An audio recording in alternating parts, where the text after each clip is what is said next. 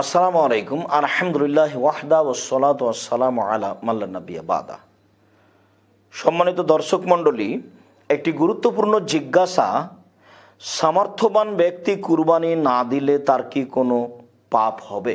আমরা তো অনেকেই মনে করি যে কুরবানি দিতেই হবে, যদি আমরা কুরবানি না দিই তাহলে গুনাহ হতে পারে। যদিও অনেকের ধারণা কুরবানি বলতে একটি গোস্ত খাওয়ার মাধ্যম। আসলে তাদের তো জানা নেই যে কুরবানি কত বড় ত্যাগের নাম।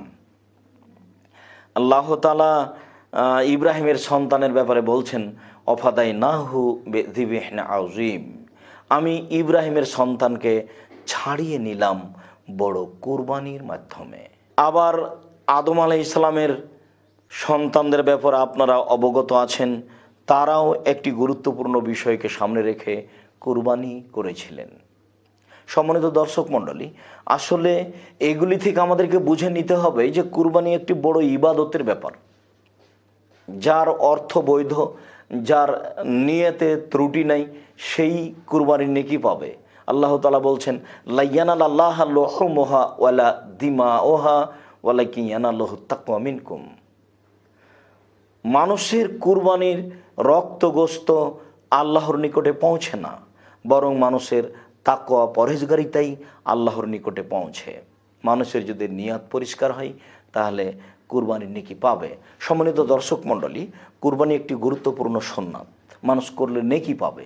তবে মানুষ যদি কুরবানি না করে তাহলে সে গুনাহগার হবে না, সে যতই অর্থ সম্পদশালী হোক না কেন। কেননা কুরবানি কোনো ফরজ বিধান নয় যা মানুষকে করতেই হবে। আপনারা অবগত আছেন যে উমর রাদিয়াল্লাহু তাআলা আনহু, আবু বকর সিদ্দিক রাদিয়াল্লাহু তাআলা আনহু মাঝে মধ্যে কুরবানি করতেন না। এই কারণে যে জনগণ যেন একে ফরজ মনে না করে। তারা তো তখন দায়িত্বশীল ছিলেন, তারা প্রতি বছর কুরবানি করতে পারবেন এরকম পরিস্থিতি তাদের ছিল। এরপরেও তারা করেননি, মানুষ যেন ভুল না বুঝে এই জন্য। হাদিসটি রয়েছে ইরওয়াউল গালিল 4th খণ্ড 355 পৃষ্ঠায়। আমরা আরও স্পষ্ট হওয়ার জন্য দেখতে পারি। সম্মানিত দর্শক মণ্ডলী, আমরা আপনাদেরকে বলছিলাম যে আপনারা কুরবানি করবেন নেকি মনে করে, ফরজ মনে করে নয়। অবশ্যই কোনো মানুষ অর্থ সম্পদশালী হওয়ার পরেও যদি কুরবানি না করে তাহলে তার কোনো পাপ হবে না, এটাই ঠিক। আল্লাহু আ'লাম বিস-সাওয়াব ওয়া সাল্লাল্লাহু আলা নবী ওয়া সাল্লাম।